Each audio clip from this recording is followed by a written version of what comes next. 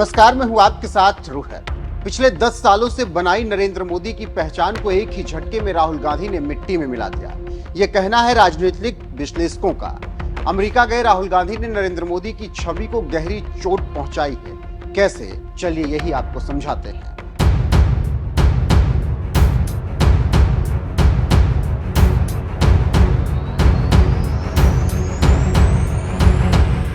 पिछले 10 सालों से मोदी जिस रफ्तार से आगे बढ़ रहे, अब उसी रफ्तार से जमीन पर धड़ाम हो रहे हैं। और ये काम अमेरिका दौरे पर गए राहुल गांधी ने कर दिखाया। जी हां, 3 दिवसीय कार्यक्रम में राहुल गांधी ने देश के हर सब्जेक्ट पर अपनी राय रखी है और उसी का नतीजा है कि अब बीजेपी आरएसएस को बड़ा नुकसान हुआ है। नरेंद्र मोदी और बीजेपी को कुछ सूझ नहीं रहा है कि वो राहुल का जवाब कैसे दें और उसका मुकाबला कैसे करें। उसी को लेकर अब राजनीतिक विश्लेषक लिखने पढ़ने लगे हैं और इस पर शीतल पी सिंह कहते हैं कि मोदी भक्त काफी लोग ऐसे हैं जो ये कहते थकते नहीं थे कि मोदी जी ने विदेश में भारत का डंका बजा दिया और मोदी की वजह से भारत के बारे में विदेशी इज्जत से देख रहे हैं। इस तरह की बात मोदी के भक्त और प्रशंसकों ने गढ़ी थी। और आपने देखा भी होगा कि जब मीडिया के लोग ऐसे लोगों से पूछते हैं तो ये लोग कहते हैं कि मोदी ने देश का नाम रोशन किया। लेकिन अब राहुल गांधी भी विदेश जा रहे हैं और अपनी बात रख रहे हैं। ऐसे में अब मोदी का जो भौकाल या चेहरे वाली बात थी वो कम हो गई है, क्योंकि पहले राहुल गांधी भारत में मोदी की हालत खराब किए हुए हैं, अब विदेश में भी उनकी हालत खराब कर रहे हैं। इसी से नरेंद्र मोदी की टीम परेशान है कि अब क्या किया जाए और कैसे राहुल को जवाब दिया जाए। इसके साथ ही साथ नरेंद्र मोदी अपनी छवि को लेकर इसलिए परेशान हैं कि पहले अकेले विदेश में माइलेज लेते थे, लेकिन अब राहुल गांधी भी यहाँ पर माइलेज ले रहे हैं। और अगर अमेरिका की राहुल गांधी की यात्रा सफल रही तो नरेंद्र मोदी को नीचे गिरने से कोई नहीं रोक सकता।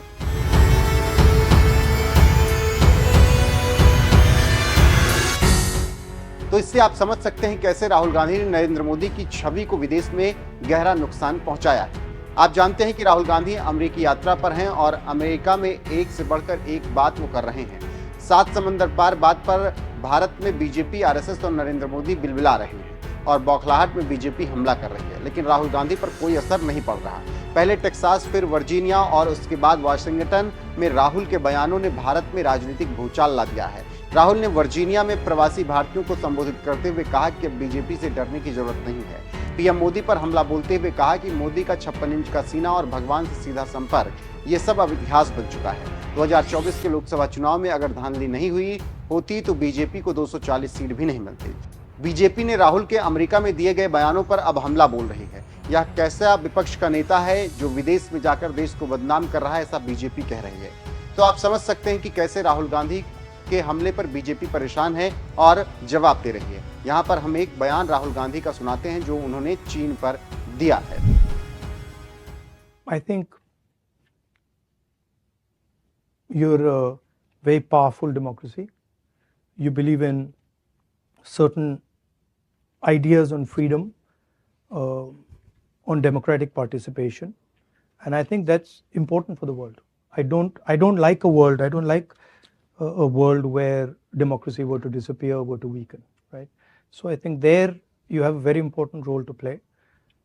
But standing on this side, I see challenges coming that, frankly, you've not faced before,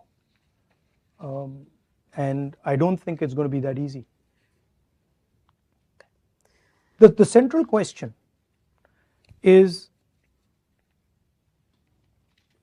how do you challenge China on production and value addition, right?